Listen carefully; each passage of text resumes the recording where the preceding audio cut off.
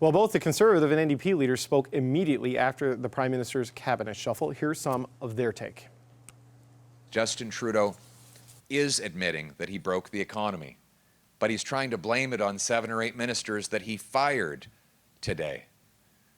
But it's him that gave us the 40-year highs in inflation by doubling our national debt and printing money to pay for it. Rent is so high, mortgage payments are up, people are really struggling. And given this struggle, the Liberal government has had 8 years to do something about it. And while in the cabinet today, that shuffle does not change their track record of 8 years where they have not responded to the challenge and the crisis of housing in a way that has made people's lives better. In fact, people's lives have gotten worse. For more on this shuffle, we're joined now by Sean Fraser. He used to be the Minister of Immigration, Refugees and Citizenship, but is now the newly minted Minister for Housing, Infrastructure and Communities. Minister, welcome back. Thanks for joining us. It's good to be here in my new capacity. Well, let's talk about that new capacity. The Prime Minister is obviously sending a signal by deliberately combining these roles. Functionally, how is it going to work and how is it going to help with the housing challenges? One of the things that I think is important to understand is that housing and infrastructure do not exist in communities in silos the way that maybe they have in different levels of government for a number of years. The formal decision to combine housing with infrastructure is going to create opportunities for us to work with municipalities that are actually conducting plans not just on their water pipes or just on their housing developments, but how we can actually leverage decisions across policy areas that will maximize their collective impact. Just for example, when you're building transit systems, you want to make sure that they stop and end where people live or work so they can ride them. When you're building water and wastewater projects, you want to think about the neighborhoods that they're serving, not just building them where they're going to connect 8 homes when they could connect 800.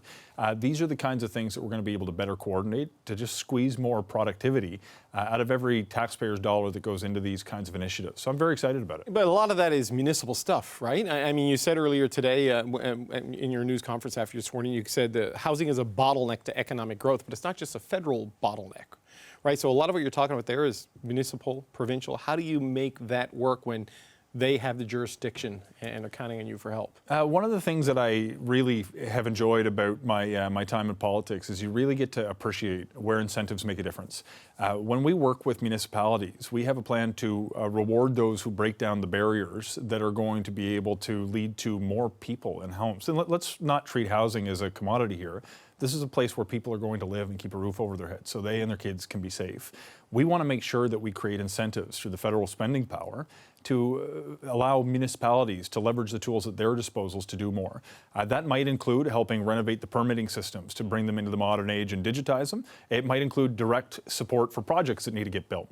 The solution in Toronto may not be the same as the solution in Truro, but we're going to work with communities at a local level to understand what's going to work there and create incentives through federal investments that will allow them to make the changes within their purview. Okay, you talk about incentives. Are you talking carrots or are you talking sticks? Because we've heard the Conservative leader talking about cutting funding, for example, to municipal governments that don't do things a certain way. What kind of an approach are you looking at as minister? So, look, you got to dig in on the specifics because the details really matter. But when I hear Pierre Poilievre says his strategy to build houses is to make cuts, that's crazy. Look at the approach that he took with a Canadian citizen describing their home as a shack.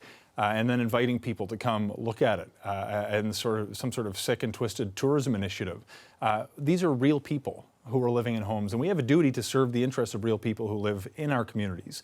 My view is that working with partners, telling them where they can be better, and creating incentives, in this case, through federal investments that will empower those good actors to do more, is going to be a better strategy rather than taking money from municipalities they might have been counting on. So set benchmarks and concepts, tell a municipality, these are the sorts of projects we're looking to help support and subsidize, meet these benchmarks, for example, and there's a federal role to play in the financing of these things? That's the kind of thing that we're talking about, but I don't want to be dogmatic either because we learn something through conversations, and I really believe that communities know what they need.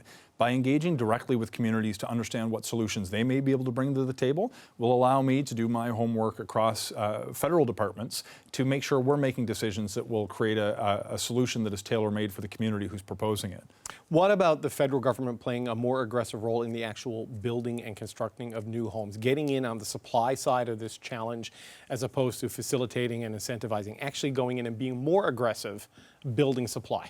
So we absolutely must, but I just want to put a point of clarity in there. I don't want to be in a position where the federal government starts hiring construction workers that are already working in the private sector building homes. But if you're talking about direct contributions to projects that can get built, absolutely there is a role for the federal government. I've actually seen projects— As a subsidy or as an investment? Look, I'm open to different solutions. Yeah. Typically, when we're looking at below market housing for low-income families, you're dealing with a direct subsidy. There's a wonderful project in my own community. The Antigonish Affordable Housing Society is created because of federal subsidies, an opportunity for families in the community to keep a roof over their head, and they're actually generating their own electricity to power their own facility. It's a wonderful project. 45 minutes down the road, the town that I call home in New Glasgow has used a federal housing program to build Cody's Place, an affordable housing development that's got 36 units that were put up in a matter of months, that renovated an old hotel through the Rapid Housing Initiative, or old motel rather, that's now got a home for 36 families in my community. These are direct cash subsidies that are actually putting a roof over the head of people today. If we want to look at what's working and do more of what's working, I have faith that we can put a meaningful dent in the challenge we're facing now and have real progress that's going to impact people's ability to find a home. And, as good as those projects are, the scale of the challenge is much, much larger than projects of that size, and the need is really acute. So I wonder, how quickly can you see sort of results at scale? Because you've got record immigration, as you know from your old job. You've got soaring mortgages. The markets are still hot. The need for this is yesterday, right? Absolutely, but thankfully we're not just starting today. There's a number of projects that are in queue that we're going to work to accelerate in terms of getting them out the door. I'm very excited about the Housing Accelerator Fund, which is in its infancy, but has the ability to expedite some of the reforms that are going on at municipal levels to help get houses built more quickly. But you're absolutely right. The scale of this challenge is enormous, but I like big problems. Those are the ones that are worth solving. I didn't run for politics just to cut ribbons at community centres, as wonderful it is to help with those kinds of projects. We need to tackle the big problems that are posing systemic risks to the Canadian economy, and a lack of housing, both affordable housing and market-based housing, are certainly challenges that we need to overcome. But I've got the full commitment of the Prime Minister and Cabinet to make the investments necessary to help solve this problem. This is something I'm very much looking forward to addressing. So what's the metric for success? I mean, what can we look at in terms of progress, in terms of units built, level of home ownership, level of homelessness and reduction, for example? What does success look like, and what's the standard this new department that's a couple hours old can be held against?